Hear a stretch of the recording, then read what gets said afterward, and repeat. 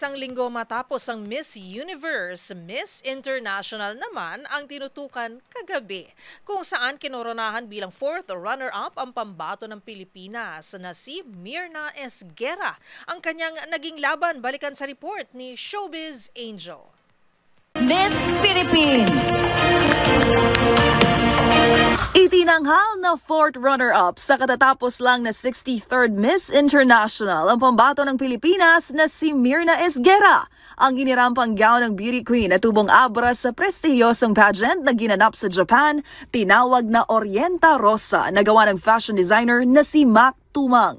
Sa Q&A portion, sumentro ang sagot ni Myrna sa sisterhood at halaga ng selflessness and meaningful connections sa tanong na, if you were to describe your entire Miss International experience to your family and loved ones, what would you tell them? I will tell to my mama that I just gained 79 more siblings among my 16 siblings back home.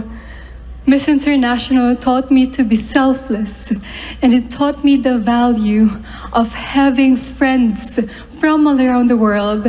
Sa huli, Miss Colombia!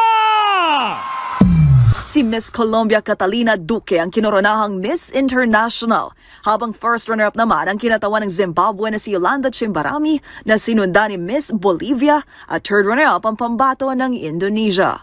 Taong 2016 pa nang huling maiuwi sa bansa ang Miss International crown ng beauty queen turned actress na si Kylie Versosa.